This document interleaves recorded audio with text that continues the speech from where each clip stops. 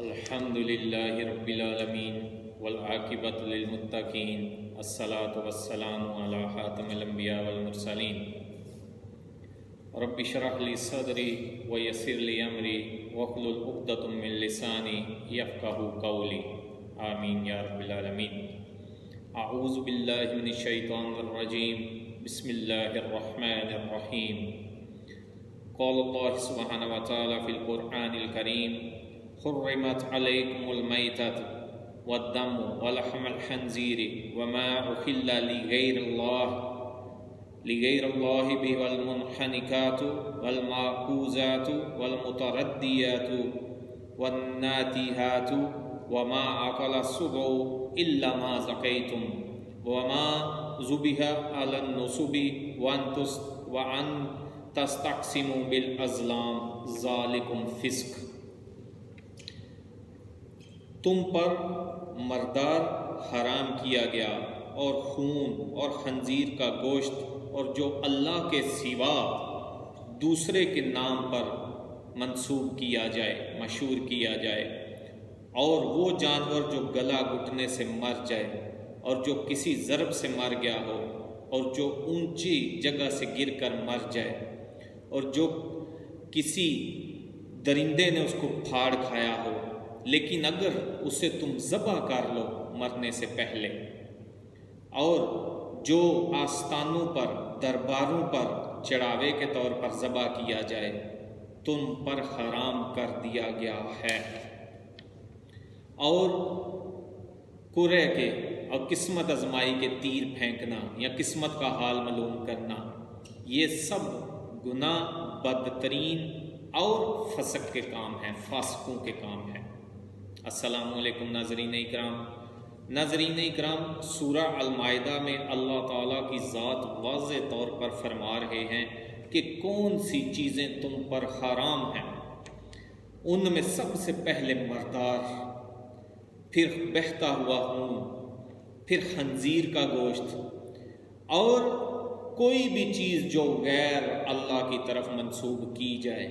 یہ وہ چیز ہے جو بدقسمتی سے ہمارے خطے پاک و ہند میں یہ چیزیں سر عام ہو رہی ہیں، جن کو اللہ کے لیے، جن کو اللہ کے واسطے کہہ کر مشہور کیا گیا ہوا ہے، لیکن نام کیا ہے؟ جیسے یہ 11ویں شریف والے کے نام پہ ہے، یہ 12ویں کے نام پہ ہے، یہ فلاں پیر کے نام پہ ہے، یہ جانور فلاں دربار کے نام پہ چھوڑ دیا گیا ہے، یہ بکرے جو ہیں فلاں دربار پہ ذبح کیے جائیں گے، یہ جو کھانے کی دیگیں ہیں یہ فلاں دربار کے لیے ہیں۔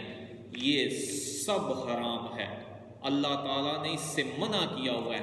کوئی بھی چیز غیر اللہ کے نام پر دینا، چاہے وہ ایک مکھی ہی ہو، وہ حرام ہے۔ جان بوجھ کر حلال مال کو حرام بنا دیا جاتا ہے، غیر اللہ کی طرف منسوب کر کے۔ اس سے اللہ تعالیٰ نے منع کیا ہوا ہے۔ اور کوئی بکرے یا جانور یا چڑھاوے کہیں درباروں پر لے جا کر ان کو ادھر ذبح کرنا، یہ سب حرام ہے، یہ فسق ہیں، یہ فاسقوں کے کام ہیں، فاجروں کے کام ہیں۔ ایک مسلمان کے یہ کام نہیں ہے۔ ایک مسلمان کا کام کیا ہے کہ خود کو اللہ کے حکم کے تابع کرنا، ویسے ہی جیسے اللہ تعالیٰ نے حکم فرما دیا ہوا ہے، یہ مسلمان کا کام ہے۔ یہ نہیں کہ اس میں گنجائش نکالے اور اپنی چرب زبانی سے، جیسے پاکستان، انڈیا میں بدقسمتی سے کیا جاتا ہے، کہ حرام چیزوں کو جو بتوں کے نام پر، جو درباروں کے نام پر، جو ان بابوں کے نام پر جو مر گئے ہوئے ہیں، اس دنیا سے چلے گئے ہوئے ہیں، فوت شدگان ہیں، ان کے نام پر، چاہے وہ کتنا بھی بڑا دربار ہو، مزار ہو، وہ کسی کے نام پہ ہو، وہ عبد القادر جیلانی ہو، وہ پیر میر علی شاہ ہو، گولڑا شریف ہو، بری امام ہو، علی حجویری لاہور والے ہوں، وہ حسین کے نام پہ ہوں رضی اللہ تعالیٰ عنہ، وہ علی کے نام پہ ہوں رضی اللہ تعالیٰ عنہ، کسی حال میں بھی کوئی سبیلے ہوں، کنڈے ہوں، جو کوئی بھی غیر اللہ کی طرف کچھ بھی منسوب کیا گیا وہ حرام ہو گیا۔ مسلمان پر اس کا کھانا اور پینا حرام ہے۔ اگر آپ نے اللہ کی راہ میں دینا ہے کچھ، تو وہ آپ اللہ کی راہ میں ایسے دیں جدھر آپ رہ رہے ہیں، جس گلی میں محلے میں ادھر غریب نہیں ہے۔ یہ کیا طریقہ ہوا کہ میں اپنا محلہ، اپنی گلی، اپنا شہر چھوڑوں اور 200-300 کلومیٹر سفر کر کے ادھر میں بکرے لے کر جاؤں اور پھر اس کو دربار کے اوپر ذبح کروں، یا دیگیں لے کے جاؤں، ادھر سے اٹھوں؟ کیا رستے میں کوئی غریب نہیں ہے؟ میرے محلے میں کوئی غریب نہیں ہے؟ کیا ان کا حق پہلے نہیں ہے؟ اللہ تعالیٰ نے حق بتائے ہوئے ہیں، قرابت داروں کے حق ہیں، ہمسایوں کے حق ہیں، ان لوگوں کا پہلے حق ہے۔ اور وہ طریقہ کیا ہے؟ اگر آپ نے غریبوں کو کھانا کھلانا ہے، کھانا پکائیں، غریبوں کو بلائیں، ان میں بانٹ دیں، یہ لے جی کھائیں اللہ کے نام پر۔ آپ نے بکرے ذبح کرنے ہیں، بکرے ذبح کریں، پکائیں، اللہ کے نام پر کھلا دیں، یہ اللہ کے نام پر ہے۔ وہ اللہ کے نام پر نہیں ہے جو کسی قبر پر جا کر ذبح کیا گیا، جو کسی کے نام کی طرف منسوب کر کے کھانا بنایا گیا، کوئی جانور کسی دربار پہ ذبح کیا گیا، وہ سب حرام ہے اللہ تعالیٰ کے اس حکم اور اس فتوے کے مطابق۔ اور جو گمراہ لوگ ہیں، خود بھی گمراہ ہیں اور دوسروں کو بھی گمراہ کرتے ہیں، اور اپنی چرب زبانی کی وجہ سے اپنے بابوں کے، اپنے قبر والوں کے جو فوت ہو ہوئے ہیں، جن کے اوپر کبے اور دربار، وہ ویسے ہی حرام ہے، کیونکہ اللہ کے نبی نے قبروں کو پختہ کرنا، ان پر کبے بنانا، ان پر مجاور بن کے بیٹھنا حرام قرار دیا ہوا ہے۔ ان کو پکارا جاتا ہے، ان سے ایسی ایسی دعائیں مانگی جاتی ہیں، نعوذ باللہ۔ عبد القادر جیلانی رحم اللہ کے بارے میں ایسی ایسی من گڑت جھوٹی اور جھوٹ کے پلندے منسوب کیے گئے ہوئے ہیں، ان کی طرف منسوب کیے جاتے ہیں، جس کا عبد القادر جیلانی رحم اللہ نے خود بھی نہیں کہا، نہ ہی ان کی کسی کتاب میں ملتا ہے۔ اور افسوس اور نہایت ہی شرمندگی کی بات یہ ہے، ہلاکت کی بات یہ ہے کہ یہ صرف محض انڈیا اور پاکستان میں ہی ہے۔ دوسرے بھی تو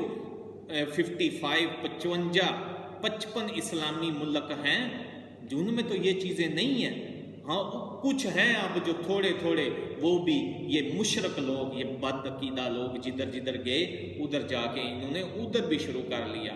میرا ایک دوست ہے، مراکش کا بھائی ہے، مسلمان بھائی ہے، سعید اس کا نام ہے، جدھر ہم رہتے ہیں اس کی اپنی شاپ ہے، تو 5 وقت کا نمازی ہے، اس کا باپ 5 وقت کا نمازی ہے، اس کے شادی شدہ ہے، آج تک میں نے اس کی بیگم کو باہر روڈ پہ کہیں نہیں دیکھا۔ اللہ کے حکام پر وہ عمل کر رہے ہیں، وہ مسلمان ہیں۔ میں ایسے ہی اس کے پاس بیٹھا ہوا تھا، بات ایک آپ کو بتانے لگا ہوں کہ غور کیجئے گا۔ تو ایسے ہی میں نے اس سے پوچھا، اے سعید، تمہارا یہ جو عبد القادر جیلانی رحم اللہ ہے، ان کے بارے میں کیا خیال ہے، یا تمہارا کیا عقیدہ ہے؟ تو اس نے بڑا حیران ہو کے، اسپینش بولتے ہیں، اس نے بڑا حیران ہو کے مجھے کہا ¿Quién es esto؟ اس کا مطلب ہے کہ کون ہے یہ؟ پھر میں نے اس کو تھوڑا ایکسپلین کیا کہ عراق میں کوئی بابا جی ہیں، بزرگ ہیں جو دفن ہیں، اور کہتا ہے میں تو نہیں جانتا۔ حال دیکھیں بدقسمتی سے ہمارے ملک کا کہ ہم نے انہیں نعوذ باللہ اللہ سے بھی آگے بڑھا دیا ہوا ہے، نبیوں سے بھی آگے بڑھا دیا ہے، اور دوسرے ملکوں میں ان کو کوئی جانتا بھی نہیں ہے۔ اور اگر وہ اپنی زندگی اللہ کے حکام کے مطابق گزار کے گئے ہیں تو وہ ان کا فائدہ ہے، تمہیں ان کا کیا ہوا عمل کوئی نفع اور نقصان نہیں پہنچائے گا، کیونکہ اللہ تعالیٰ کے رسول صلی اللہ علیہ وسلم نے فرمایا ہوا ہے کہ میں تو اپنے نفع نقصان کا مالک نہیں۔ اپنی بیٹی فاطمہ رضی اللہ تعالیٰ عنہا اور اپنی پھپھو صفیہ رضی اللہ تعالیٰ عنہا، ان کو اللہ کے رسول نے کیا فرمایا تھا؟ اے مسلمان، تو کیوں غور نہیں کرتا ان باتوں پر؟ انہوں نے، نبی صلی اللہ علیہ وسلم نے فرمایا تھا، اے میری بیٹی اور اے میری پھپھو، میرے مال میں سے جو لینا چاہو لے لو، اور قیامت کے دن اللہ کے آگے، اللہ کے حضور، اللہ کے سامنے میں تمہارے کسی کام نہیں آؤں گا۔ اگر ادھر کوئی چیز کام آئے گی تو وہ تمہارے اعمال ہیں۔ دیکھیں، رحمت للعالمین، نبیوں کے سردار یہ کہہ رہے ہیں اپنی لختے جگر کو کہ میں تیرے کسی کام ادھر نہیں آؤں گا، ادھر صرف تمہارے اعمال تمہارے کام آنے ہیں۔ اور یہ بدبخت جو خود بھی گمراہ ہیں اور اتنی عوام کو بھی گمراہ کیا ہوا ہے، یہ کہتے ہیں کہ جی وہاں ادھر ہمیں قادری کر کے اور پادری کر کے بلایا جائے گا، آوازیں دی جائیں گی، یہ سب جھوٹ ہے، یہ سب شرک ہے، یہ سب خرافات ہیں۔ کئی دفعہ کچھ دوست کہتے ہیں کہ آپ کے باتوں میں کبھی کبھی تھوڑی سختی ہوتی ہے، اوے اللہ کے بندو، اللہ تعالیٰ نے خود قرآن میں فرمایا ہوا ہے جو مومن ہیں، جو مسلمان ہیں، وہ اللہ کی محبت میں بہت سخت ہیں۔ ایک مسلمان کیوں سخت نہ ہو؟ اگر آپ کے باپ کو، آپ کی ماں کو گالی دی جائے تو آپ کو غصہ نہیں آئے گا، آپ کے چہرے کا رنگ نہیں بدلے گا؟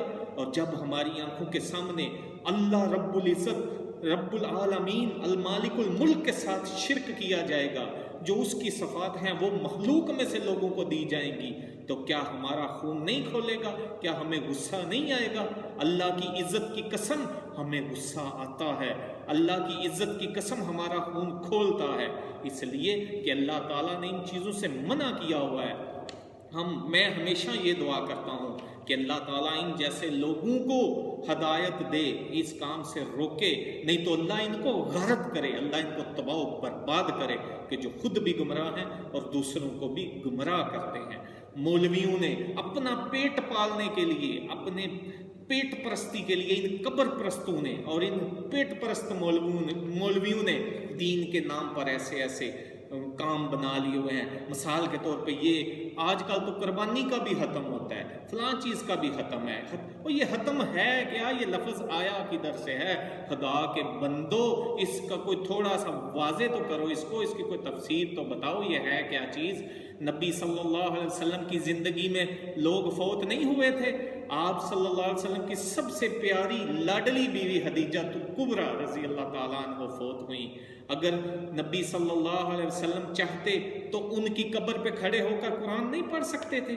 کوئی ضعیف سے ضعیف حدیث بھی ہے کہ آپ نے حضرت خدیجہ رضی اللہ تعالیٰ عنہ کی قبر پہ کھڑے ہو کر نماز پڑھی ہو؟ یا کسی صحابی کو، ابو بکر کو، عمر کو، عثمان کو، علی کو رضی اللہ تعالیٰ عنہ اجمعین کو کہا ہو کہ آپ بھی کوئی 2 3 قرآن پڑھ دینا خدیجہ کے لیے؟ نہیں۔ حضرت علی کے بارے میں تو آپ کا عقیدہ ہے کہ وہ گھوڑے پر بیٹھتے بیٹھتے ہی قرآن پڑھ لیتے تھے، معاذ اللہ۔